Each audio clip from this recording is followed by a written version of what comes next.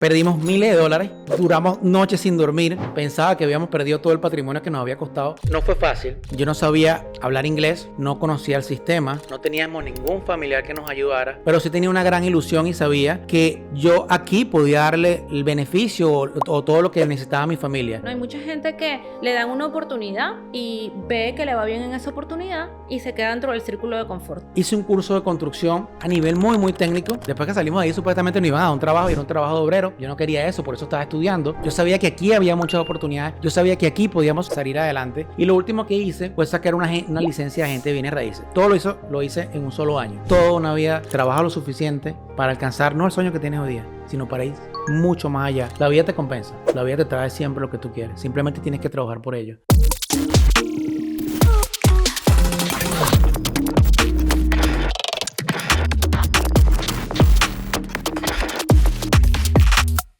Hola, bienvenidos a otro episodio de Arrolladores. El día de hoy tenemos un invitado súper especial. Es un honor para mí presentar a este persona que empezó como ingeniero mecánico, emprendedor, vendedor, financiero, real estate agent, broker, mentor de finanzas y de inversiones, developer, una persona con la que me siento muy identificada, de la que tengo mucho orgullo y tengo muchas cosas en común, pues nos elegimos ambos para compartir la vida. Mi esposo, Víctor Arroyo. Víctor, hoy estás en la silla de los invitados. Hoy sí, señor. Hoy estoy en la silla de los invitados, pero muy feliz de compartir con ustedes un poquito de mi historia para tratar de inspirarlos a lograr lo que todos siempre han querido lograr, porque en realidad estamos en el país de las oportunidades. Sí, ¿Y por qué no? Pero ya va, antes de que te me vayas por allá, de donde estamos ahora, vamos a contarle a la gente quién es Víctor. O sea, quién era Víctor Arroyo, niño, adolescente, que terminó el bachillerato, de qué manera se formó ese Víctor que llegó a la universidad y, bueno, empezó los caminos de lo que es hoy. Wow, mira, Víctor Arroyo siempre fue un soñador. Desde chiquitito siempre me gustaron, me gustaba hacer las cosas, ¿sabes? Siempre me gustaba, digamos que empujar algo. Cuando te hablo de empujar algo es hacer crecer algo, un negocio, un trabajo, o en el deporte siempre me gustaba ser el mejor, aunque no fui la persona más deportista, pero siempre tuve ese sentido de competitividad, ¿sí? Por lograr algo siempre mejor. Cuéntanos, ¿cómo es tu familia? Tu papá, tu mamá, tu hermano, sé que eres el mayor de dos hermanos, y bueno, tu mamá y tu papá, cuéntanos cómo fue esa historia de tú crecer dentro de esa familia. Sí, mira, yo vivía en un pueblito llamado Cagua, en Venezuela, un pueblito pequeñito, ¿ok? Me acuerdo que en ese pueblito, para que tengan una idea, no existía un cine, muy pocos restaurantes, simplemente había un club donde yo pasé casi toda mi infancia. Mi mamá era maestra, mi papá era técnico de telecomunicaciones en su momento, y después de haber estado, fíjate, de hecho soy hijo de emprendedores. Ellos después de haber tenido, de trabajar para otras personas, decidieron en algún momento de su vida emprender en un negocio. En este caso fue una zapatería que fue un gran aprendizaje tanto para ellos como para mí, porque formó mucho de lo que es mi personalidad el día de hoy. Mi crecimiento fue en una zapatería. Atrás de la caja registradora, como digo yo, ahí estuvieron mis épocas más bonitas de la vida, sobre todo la infancia, porque en ese sitio es donde yo pasaba el Día de las Madres, el 24 de diciembre, el 31 de diciembre, las épocas donde todo el mundo estaba de vacaciones, nosotros estábamos trabajando. Eso fue digamos que un clic que hizo un gran cambio en mi vida, el sentido del trabajo, el sentido de seguir adelante. Claro, ahí crecí yo. Creciste atrás de un mostrador en el comercio. Pero cuando te tocó decidir ir a la universidad, decidiste irte por lo racional. Te fuiste a estudiar ingeniería mecánica. Sí, mira, yo estudié ingeniería mecánica, no mecánica, yo estudié ingeniería básicamente porque tenía mi gran referente era mi papá. Mi papá se graduó de técnico, fue a la escuela técnica en la universidad, un politécnico, pero no es la universidad en este caso, y mi papá siempre deseó que yo fuera un poquito más allá. Mi papá siempre deseó de repente tener un título de ingeniero. Dijo, bueno, como yo no lo pude tener, yo voy a apoyar a mis hijos que ellos sí tengan el futuro que yo quería. Como mi papá era técnico en electrónica, en telecomunicaciones, tenía que ver mucho con la parte eléctrica, porque siempre fue lo que hizo.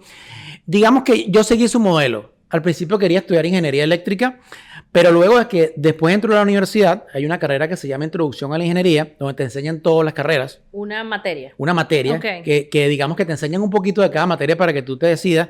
Y en ese momento, cuando yo voy a la Facultad de Ingeniería Eléctrica y veo a ese poco de científicos locos aquí digamos que con los El bolígrafos protector aquí. de bolsillo. Y dije, mira, esto no es para mí. Esto no es para mí, tanto número y tantas cosas. Aunque me gustan los números, pero dije, no, esto no es para mí. Y en ese momento decidí cambiarme a ingeniería mecánica. Pero que fue lo que seguías me en los gradué. números. Seguía en los números, pero era otro tipo de cosas. Ahora cuéntanos un poquito cuando llegaste al final de la carrera.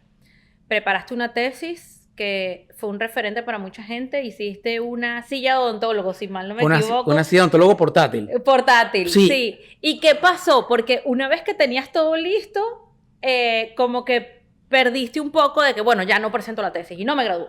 Oh, sí, mira, lo que pasó ahí fue, sí, muy cómodo, muy cómico, muy triste y fue un momento que marcó mi vida ¿Cómico para o siempre. triste? Eso fue cómico, triste y marcó mi vida para siempre. Oh, Es que en wow. realidad lo cumplió todo. Cuando después de haber pasado, yo creo que si yo terminé como en 6 años las carreras, 6 años más o menos, y yo presento, cuando salimos de la universidad, para graduarte tienes que presentar un proyecto que es una tesis, La ¿no? tesis de grado, sí. Yo me inspiré en una silla odontológica, supuestamente una silla odontológica portátil, que tú pudieras llevar para atender a las personas en los cerros. Ese era el proyecto como tal, ¿no? Siempre con esa idea En los cerros es como decir en las comunidades más pobres, Sí. más desprotegidas. La idea era Ok. que se fueran con la silla y pudieran atender arriba, muy arriba, a esas personas que necesitaban atención odontológica, pues, y que no tenían la posibilidad de poder ir a un odontólogo convencional. Esa fue la inspiración del proyecto. Pero pasó algo muy cómico. Yo trabajé muy duro por el proyecto y yo recuerdo que yo tenía, en la universidad siempre habían 2 fechas para graduarte. Creo que eran, si no recuerdo mal, en junio, que era la época de las graduaciones, y en diciembre. Ya yo tenía mi proyecto listo. Y dije, mira, me faltan 2 o 3 cositas. Mi mentora, mi mentora no, sería Tutora de como la tesis, tutora de la tutora tesis, de tesis. me dice, ya estás listo para presentar. El tutor de tesis, para el que no sabe, es como una persona que te acompaña en todo el proceso. Se supone que ya es un profesional que es referente en lo que tú estás haciendo y te va guiando para que tengas éxito en lo que te planteas como algo que puedes hacer dentro de tu proyecto de grado. Correcto. Esta persona me dice, después que me revisa el trabajo, me dice, estás listo para presentar. Pero el tiempo para presentar la tesis se me estaba agotando. Yo me quería graduar en diciembre. Me quedaban 2 días para presentar la tesis. Y mi mentora en ese momento, mi tutora, me dice, Víctor, si tú consigues que el jurado completo vaya contigo y ellos tienen la disponibilidad en su agenda tan ocupada de estar contigo y tú le presentas la tesis a ellos, tú te gradúas. Resulta que, como cosa rara, yo siempre empujando las cosas, hice hasta lo imposible para conseguir, eran 3 maestros de la facultad, los fui a buscar a cada uno de ellos porque no tenía tiempo, apenas tenía 2 días para buscar esa firma, para que ellos me dieran sí, presenta la tesis conmigo para graduarte en O sea, diciembre. te tenían que firmar la aprobación para introducir el proyecto. Ellos tenían que estar disponibles como jurado para yo presentar la tesis. Ellos definían si mi proyecto pasaba o no pasaba. Ok. O si me podía graduar o no me podía graduar. Ok. Hice lo imposible. Gracias a Dios siempre tuve buenas relaciones con cada uno de ellos y me dijeron que sí, todos me dijeron que sí, fue unánime. En menos de 24 horas ya tenía la aprobación de todos los jurados. ¿Y qué pasó? Y cuando llego con esa cara de felicidad, de verdad, con una sonrisa de oreja a oreja, y le digo a mi tutora, le digo, hey, lo conseguí, vamos a presentar la tesis mañana. Algo pasó, le cambió la cara y ella pensaba que no lo iba a lograr y lo logré. Y hubo una cierta discusión porque ella me dice, no, eso no es posible, no te tenían que haber dado la oportunidad, no sé por qué en ese momento. Y hubo una discusión. ¿Ok? Evidentemente estábamos jóvenes, las hormonas también de uno, sabes que uno se altera muy rápido, hubo cierta discusión, total que de esa discusión salió no presentar la tesis y abandonar la universidad, teniendo la tesis en mano, ¿ok? Más nunca fue a la universidad a partir de ese día. Ya habías terminado todas las materias, tenías todo aprobado, lo único que te faltaba era la presentación, que es una exposición al jurado de tu tesis. Sí. Porque ella te dijo, no estoy dispuesta, tú abandonaste todo. Abandoné todo. Abandoné todo, sentí Te injusto, me dejaste llevar sentí por la rabia. por la rabia, me sentí abusado y prácticamente en la universidad simplemente tenía que ir, agarrar mi tesis y hacer una presentación. Es lo que me faltaba. Ahora, ¿por qué dejaste la universidad? ¿Tenías algo en que te estabas apoyando o otro proyecto? Mira, tenía ciertos emprendimientos. Yo toda la vida, desde muy chiquitito, emprendí cosas. Ya después te puedo hablar de todas las cosas que emprendí hasta llegar allí. Pero en ese momento no había nada en mente. Simplemente algo que me llevó a la vida. Había un centro comercial en Maracay, el Centro Comercial Las Américas, donde por casualidad, en realidad fue casualidad, mis papás vieron un local comercial allí y empezamos con una tiendita de apenas 17 metros cuadrados. Mi papá en ese momento tenía una firma que trabajaba con servicios técnicos de celulares y él vio eso como una oportunidad de negocio. Resulta que como yo me quedo sin ir a la universidad, estuve un año sin hacer nada prácticamente, yo me encargué de ese proyecto y le cogí cariño a lo que era el mundo del comercio. ¿Cómo te encargaste? ¿Tu papá te cedió el espacio? ¿Qué pasó ahí? ¿Cómo Mira, fue? O sea, tú llegaste a la casa y le dijiste, papá, no hay tesis. No voy más a la universidad. Entonces tu papá te dijo, ¿qué? Verdad, no recuerdo exactamente cómo fue el momento. Yo sé que en medio del guayabo, de lo que pasó, en medio de la rabia, hubieron muchas emociones allí, pero al final terminé trabajando con mi papá, solo. Okay. O sea, yo digamos que lo estaba apoyando a él. Ahora, no era un emprendimiento mío. Algo diferente que lo que habías dicho antes de la zapatería. La zapatería la llevaba tu mamá y tu papá llevaba la parte de tecnología y tú te sentiste identificado con el lado de tu papá y te pusiste a trabajar con tu papá ahí en esa tienda nueva. Correcto, correcto. En mi casa siempre hubieron dos empresas. Siempre estaba el ramo de la zapatería que la llevaba mi mamá, como tú lo dijiste. El ramo de la electrónica lo llevaba mi papá. En este caso, mi papá se enfocaba con la parte de servicios técnicos.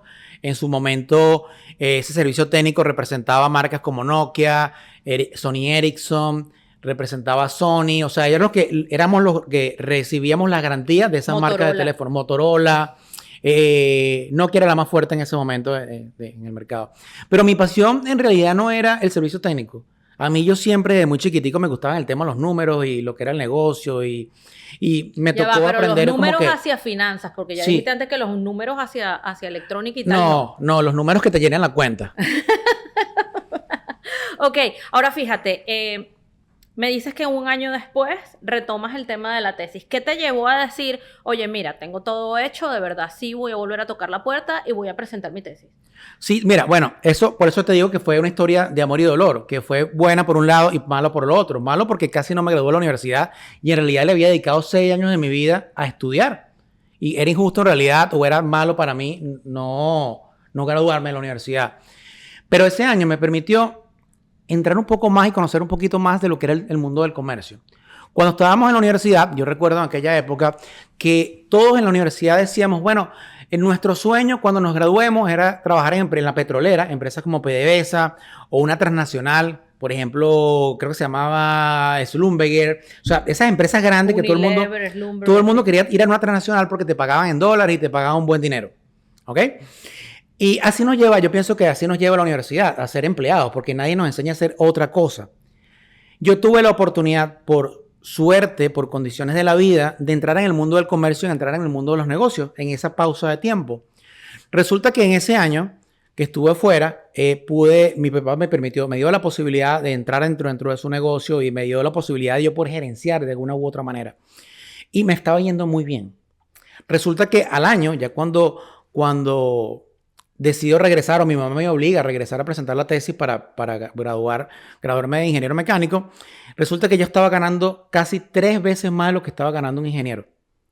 Ahora, pero fíjate una cosa, lo más importante aquí no es el proceso de que regresé o no regresé.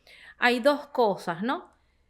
Por un lado, dices que tu mamá te impulsó a ir mira, cierra este ciclo, cierra este capítulo. Y tu papá también te impulsó creyendo en ti, a darte la oportunidad de llevar un negocio que él fácilmente pudo haber dicho, mira, trabajas conmigo pero como empleado, pero no te dejo llevarlo adelante. O sea, qué importante a veces que nosotros no creemos en nuestros potenciales y las personas que están cercanas, si nos tienen suficiente amor y nos conocen, saben nuestro potencial y nos impulsan, ¿no? Y eso es una cosa que marca el cambio, marca como un hito en tu vida, porque nosotros somos como que nos saboteamos, nos autosaboteamos. Sabemos que tenemos las posibilidades, pero nos da miedo el brincar. O sea, ¿tú no crees que eso fue un factor determinante, el que tu papá creyera en ti y te dijera, mira, yo creo en ti, yo creo en tu potencial, lleva este negocio y vamos a ver qué pasa. 100%, 100% el hecho de que él siguiera adelante, o sea, que se diera un paso a un lado y me dejara a mí seguir adelante, en realidad cambió mucho en mí. Porque sentí la confianza, sentí el apoyo,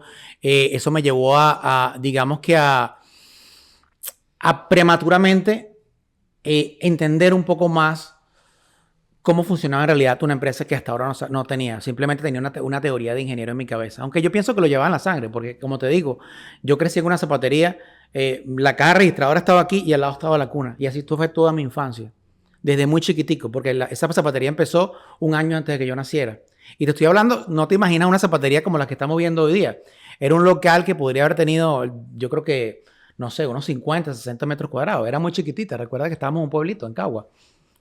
Ahora fíjate el factor determinante, ¿no? Hay mucha gente que le dan una oportunidad y ve que le va bien en esa oportunidad y se queda dentro del círculo de confort. Tú nunca te has quedado en el círculo de confort. Tú siempre piensas, estás terminando de ejecutar esto y estás pensando en el paso siguiente. Tienes una capacidad impresionante que yo admiro de tener visión de negocios y de expandir las cosas de una manera, bueno, exponencial.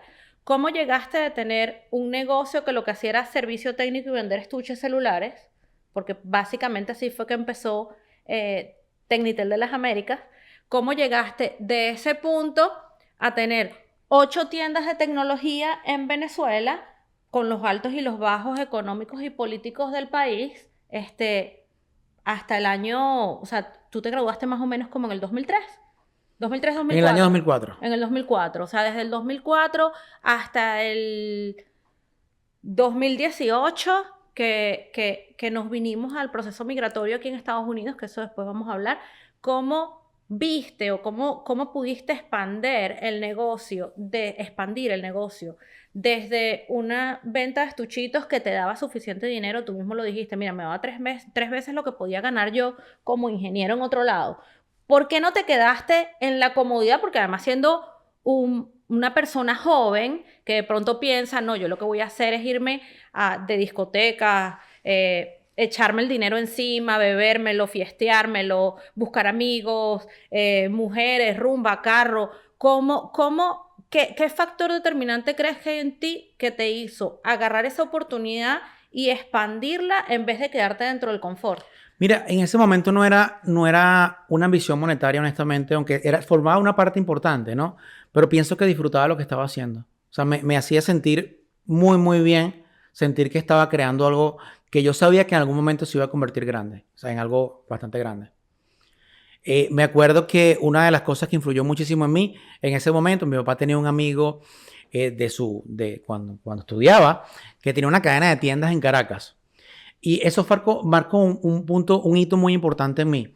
Porque un día mi papá dice, hey, yo entiendo que tú te gusta el comercio, vamos a reunirnos con mi amigo, se llama el señor Ricardo Cadena, que considero hoy día como uno de mis mentores. Él me lleva a Caracas, nos sentamos nos reunimos con el señor Ricardo y él me dice, él tenía en ese momento una cadena de tiendas muy grande en todos los centros comerciales más importantes de Caracas y yo pienso que tenía, sí, a nivel nacional tenía varias tiendas, no sé cuántas tenía en ese momento. Y él me dijo, ¿sabes qué, carajito? Yo te veo tu potencial, yo sé que tú vas para adelante y tuvo la posibilidad, digamos que las ganas, el deseo de ayudarme y de llamar a cada uno de sus proveedores y decirme, mira, ¿sabes qué? A él me lo ayudan.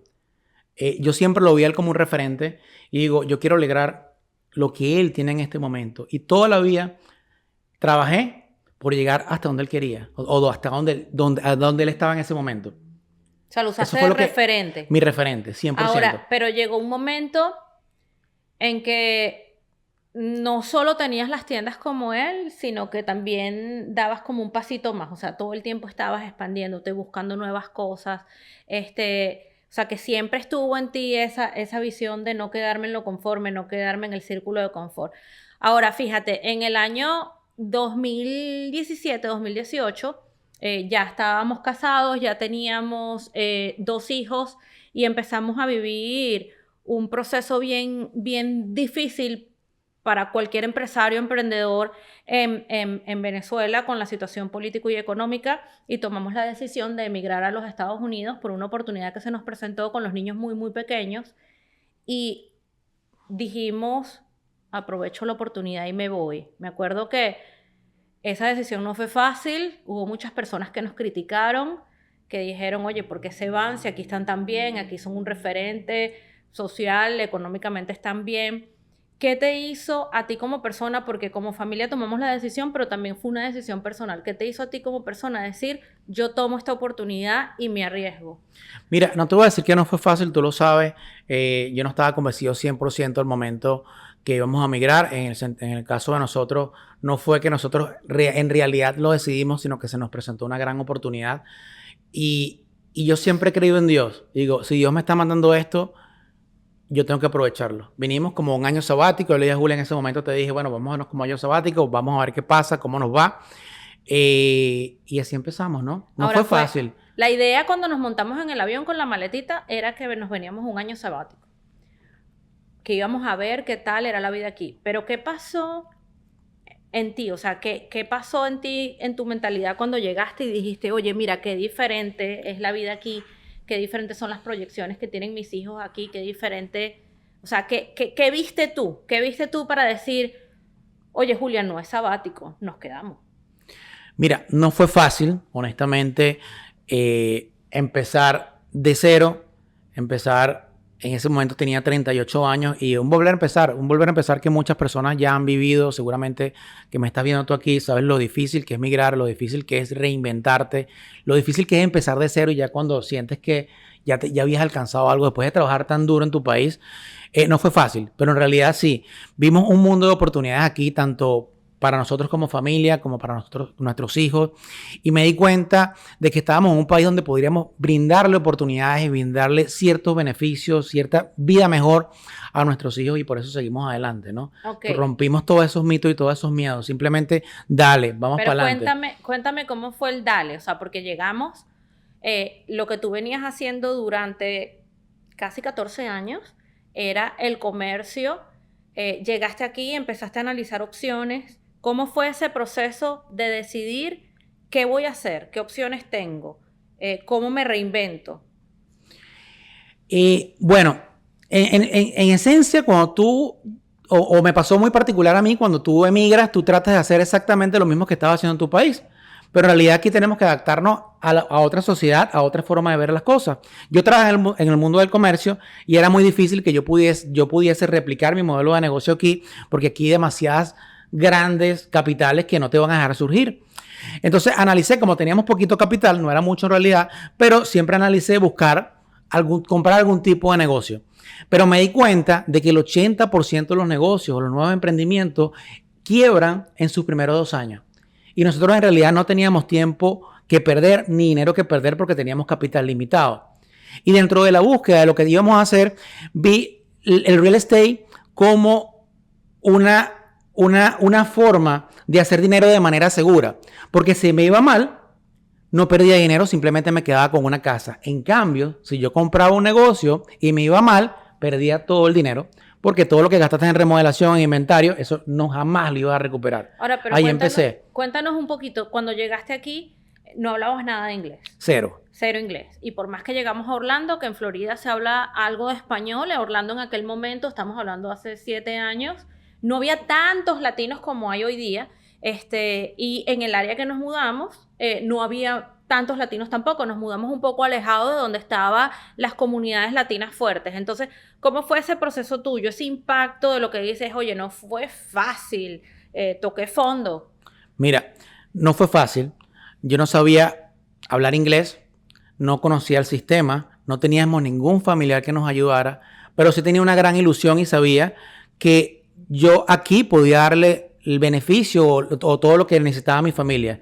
Así que me di cuenta que para poder llegar un poco más lejos tenía que aprender el idioma. Eso era lo primero.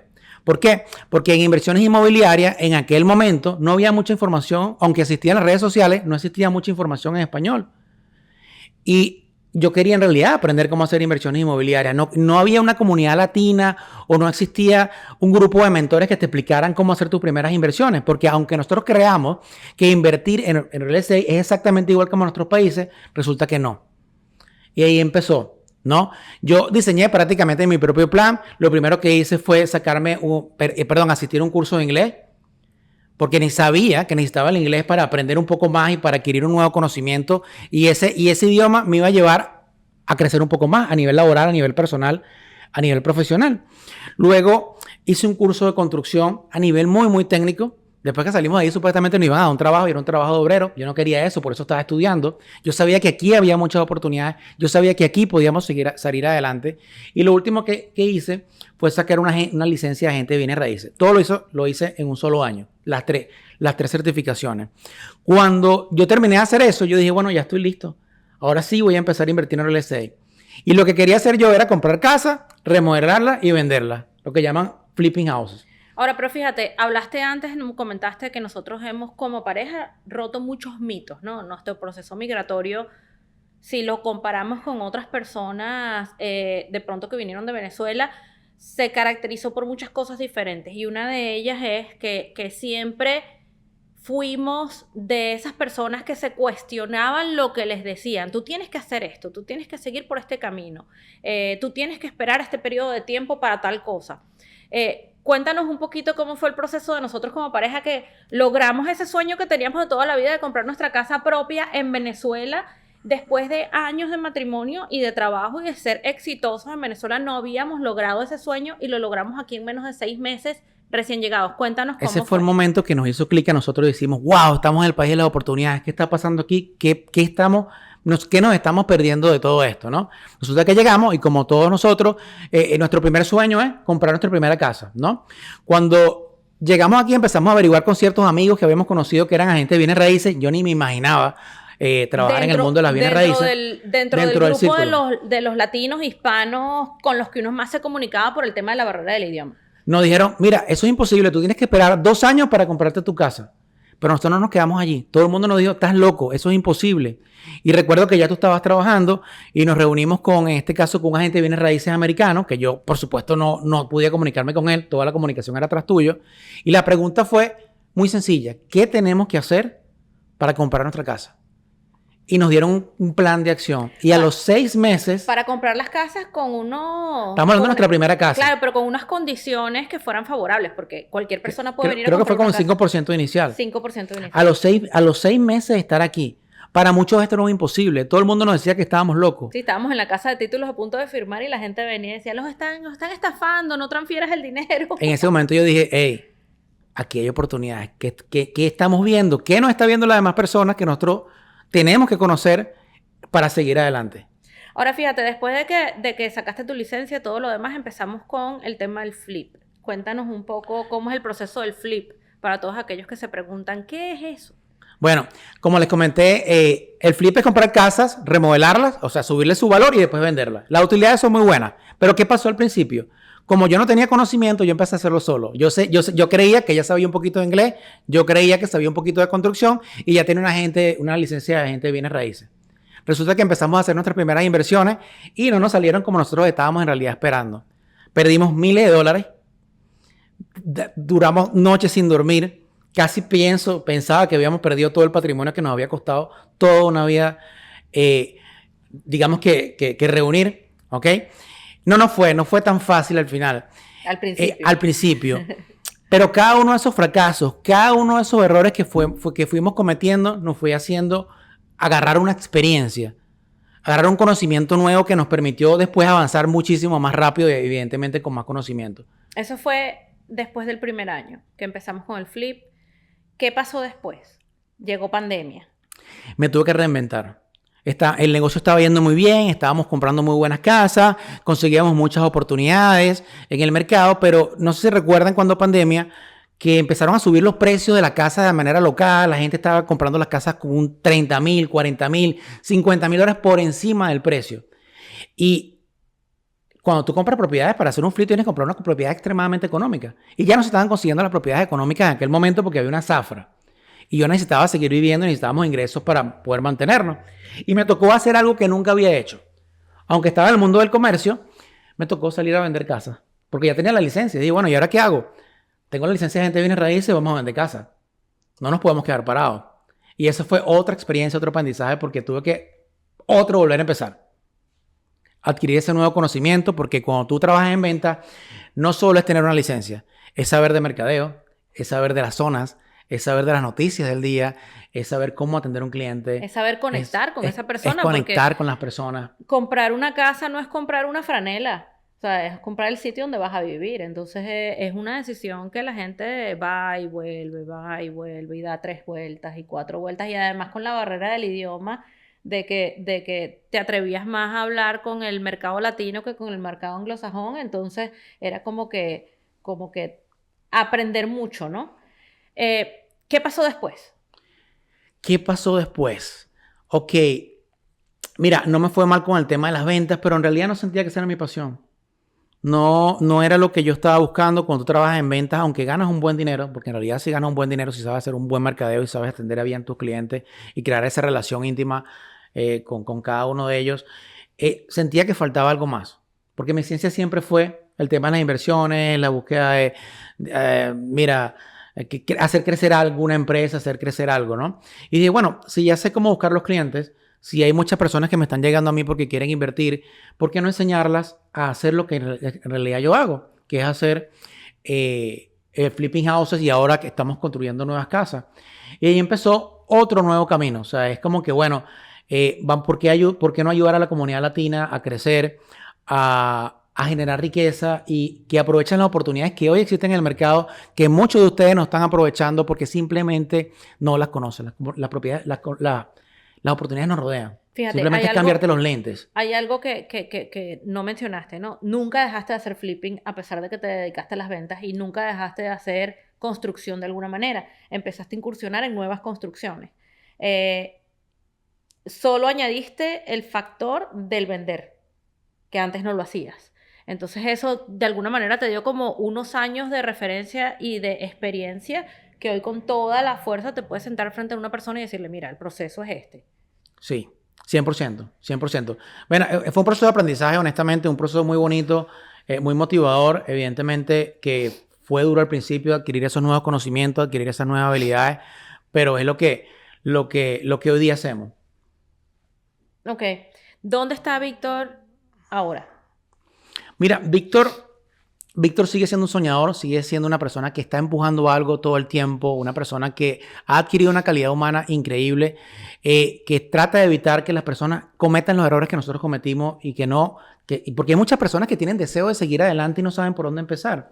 Entonces, ¿por qué no ayudar a esa comunidad latina? Nosotros muchas veces, como latinos, y tenemos un buen negocio en la mano y no queremos compartir con los demás porque pensamos que nos van a quitar el negocio. Y en realidad aquí hay oportunidades para todo el mundo. ¿Por qué no ayudar?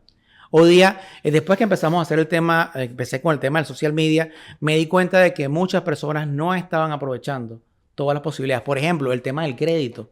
¿Cuántas personas viven aquí hoy día y no saben cómo funciona el puntaje de crédito? Que no saben que para invertir no necesitas grandes cantidades de dinero, ni para comprar tu primera casa, ni para hacer inversiones inmobiliarias. Simplemente lo que necesitas es conocer el sistema, conocer cómo financiar, cómo sacar tarjetas de crédito, cómo manejar tu puntaje de crédito, dónde conseguir el dinero para tus inversiones. Hoy día aquí la excusa es no tener dinero para invertir. Es simplemente obtener el conocimiento y tener el tiempo para que todos los días, ¿ok?, vayas creciendo como persona y vayas viendo esas oportunidades que hoy día están alrededor tuyo. Porque estamos en el país de las oportunidades, señores. Claro. Cuéntanos un poquito, ¿qué es Nexus? Nexus, Nexus como dice la palabra. Fíjate que nosotros todo lo relacionamos con algo bonito, ¿no? Arrolladores, además de ser mi apellido, ¿ok?, es todo lo que tú tienes que pasar para lograr lo que tú quieres en la vida, ¿verdad? Todo lo que tienes que arrollar, lo que tienes que pasarle por arriba, ¿no? Este año creamos Nexus y un Nexus es una combinación de muchas cosas. Si tú quieres crecer, básicamente lo que necesitas es tener una buena comunidad, rodearte de personas que hoy día están haciendo exactamente lo que tú quieres hacer y que tengan los resultados que exactamente tú quieres lograr. Ahora, fíjate, para que tengan conocimiento. Cuando dices generar la comunidad, es importante decir esto, ¿no? Tú te conviertes en la sumatoria de las 5 personas más cercanas a ti, incluyendo tu familia, ¿no?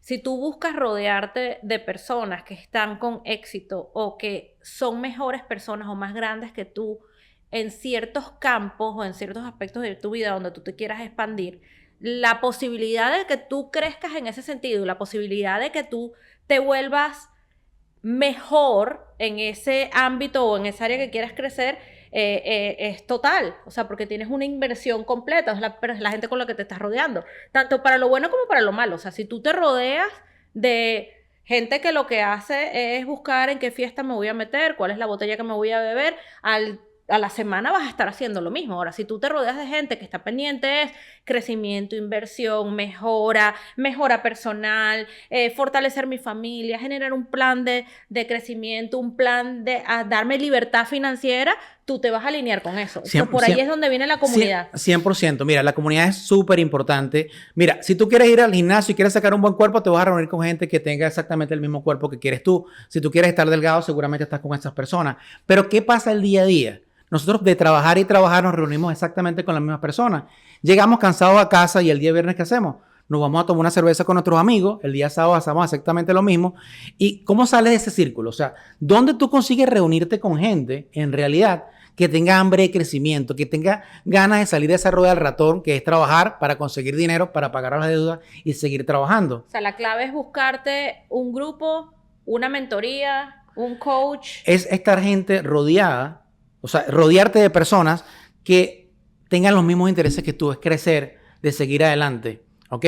Que juntos como que te ayuden o que te eleven a ir. Es como cuando tú vas al gimnasio y vas solo sin saber qué ejercicio vas a hacer y no tienes ningún compromiso, a cuando tú vas a un gimnasio con un mentor que te pesa todos los días, te dice qué dieta vas a comer, qué ejercicio vas a hacer y sobre todo te tienes el compromiso de asistir todos los días para que te vaya guiando. O sea, ¿cómo tienes más resultados? ¿Con esa guía, con esa comunidad o tú tratando de hacer las cosas solo? Ahora fíjate, ahora que dices hacer las cosas solo, hay un factor que tú siempre has tenido constante, común y de forma perseverante desde que empezamos este proceso, y no solo desde el proceso migratorio, inclusive desde antes. Has mencionado que agarraste al señor Ricardo como mentor.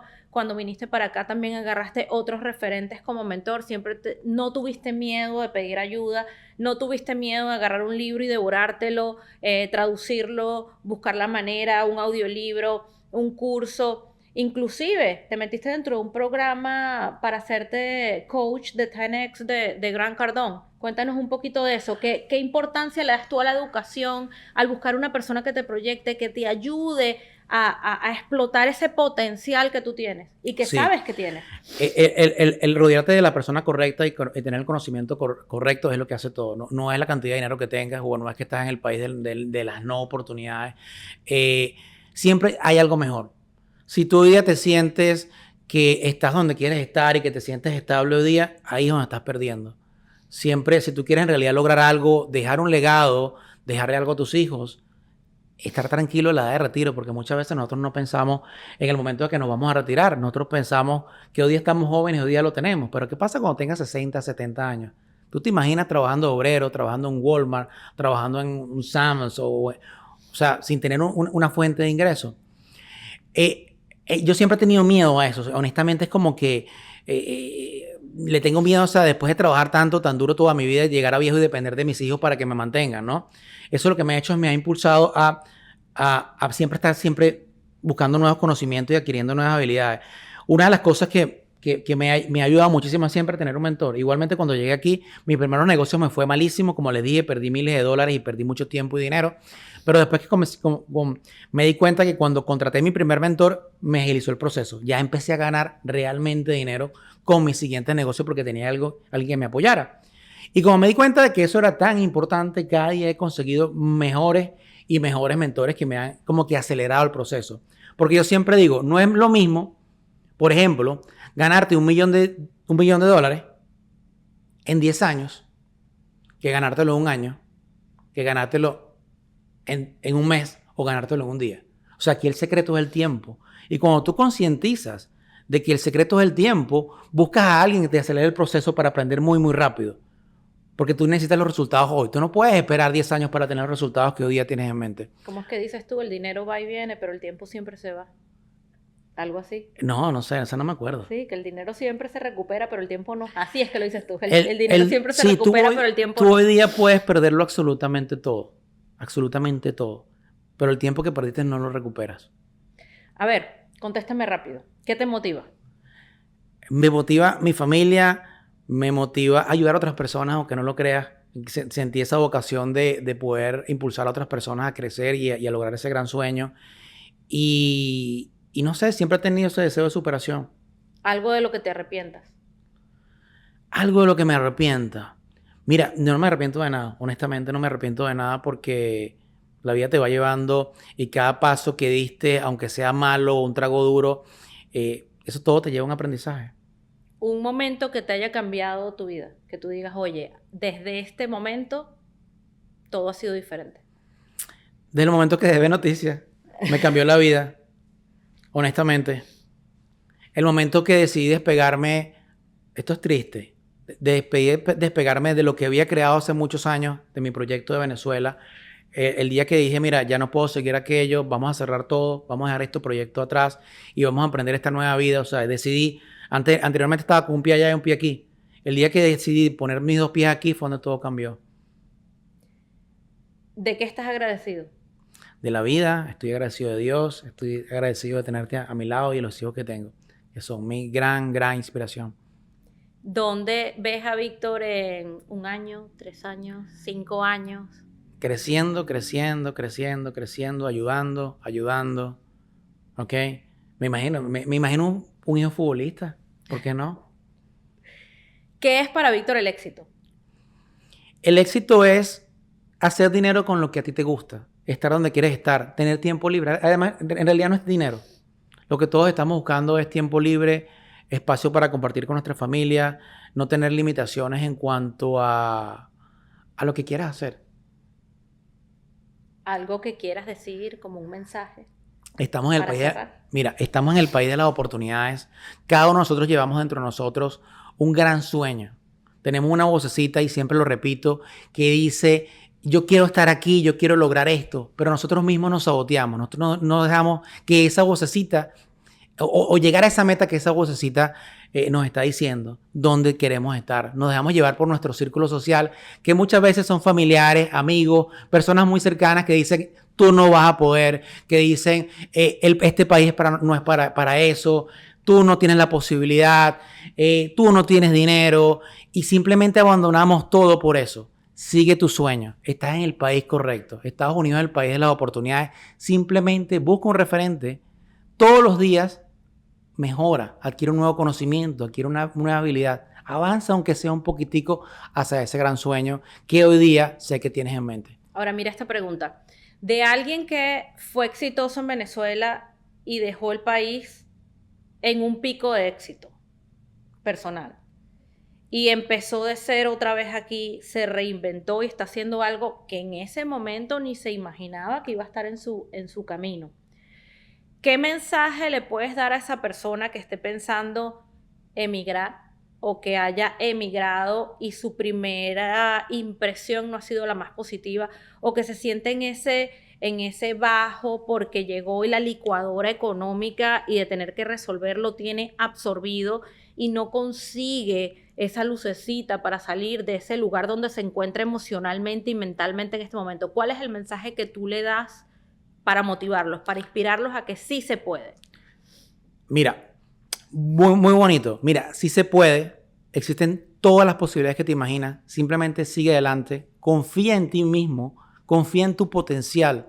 Porque yo sé que cada uno de ustedes tiene una habilidad increíble que pueden explotar y que no es nada más bonito que hacer o sentirte bien, ganar en lo que tú en realidad amas hacer. Eso es lo más bonito que existe en la vida. Ahora fíjate, hay algo que siempre te ha caracterizado y yo creo que de eso me contagias todos los días, que es una mentalidad de crecimiento que yo admiro grandemente. O sea, no solo la capacidad de tener la visión de salir de afuera de la caja y de proyectarte, ¿no? O sea, tú siempre estás como que sí se puede, claro que sí, y si no hay la manera la vamos a encontrar y investigas y averiguas y no te quedas con el referente de una sola persona, sino que buscas más y más y más y más. Entonces yo creo que eso también es muy importante que nosotros lo proyectemos y se lo digamos a la gente. O sea, perseverancia, persistencia, muchas veces te caes y te reinventas y dar pasitos de bebé, un pequeño pasito en la dirección a donde tú quieres llegar quizás es mucho más importante que lograr el éxito de forma inmediata. El éxito inmediato es muy difícil, eso es casi imposible, ¿no? Lo importante es buscar referentes en los que te puedas apoyar, ¿no? Empezar con cosas que ya estén probadas con personas alrededor, pero siempre siendo el que cuestiona, el que averigua, el que da esa extra milla de investigación, de averiguación, de buscar otra persona que realmente me asesore, no nada más porque tengo empatía, sino porque también lo tengo como referente porque tiene el éxito alcanzado y comprobado en el que yo me estoy direccionando. Entonces, bueno, nada, eso es yo creo que una de tus más grandes características. Mira, hay una cosa que yo aprendí de uno de mis mentores con los que tuve la oportunidad de trabajar el año pasado, que es Grant Cardone, el autor del libro Team-X Rule, conocido por sus inversiones inmobiliarias y por sus secretos de venta, sus secretos no, sus habilidades de venta y mercadeo. Pero hay una cosa que se me ha quedado impresa en la mente. Las personas no alcanzan lo que en realidad quieren porque no tienen los sueños lo suficientemente grandes y no trabajan lo suficiente para lograr esos sueños. Te voy a poner un ejemplo. Si tú, y lo dice él mucho, ¿no? Si tú quieres comprar, tu meta es comprar tu casa, multiplícalo por 10. 10 casas, ¿verdad? Y multiplica eso por 10. Ese es el trabajo que tienes que hacer. Trabaja 100 veces, no para tener una casa, sino para tener 10 casas. Entonces, básicamente, trabaja lo suficiente para alcanzar no el sueño que tienes hoy día, sino para ir mucho más allá. La vida te compensa. La vida te trae siempre lo que tú quieres. Simplemente tienes que trabajar por ello. Si te paras enfrente del Víctor de hace 7 años, ¿qué consejo le darías? No te rindas. No te rindas. Busca ayuda. Sé lo suficientemente humilde para saber o para decir que tú no te la sabes toda. Que siempre hay alguien que te va a guiar en el proceso. Simplemente relájate, disfruta el proceso, busca a alguien que esté donde tú quieres estar hoy día. ¿Ok? Pide ayuda, porque muchas veces no pedimos ayuda porque creemos que somos, que no sé, que no nos van a ayudar o porque sentimos miedo al rechazo. Pide ayuda. La gente que está donde tú quieres estar seguramente te va a ayudar y va a estar feliz de ayudarte. De manera humilde, evidentemente. Bueno, gracias. Señores, espero que de alguna manera les haya servido de inspiración la historia de Víctor. Si tienen alguna pregunta, déjenla en los comentarios. Recuerden darle a la campanita y seguirnos para ver los próximos capítulos de Arrolladores. Muchas gracias por acompañarnos y bueno, seguiremos con historias de éxito que los puedan inspirar y los puedan ayudar a salir adelante.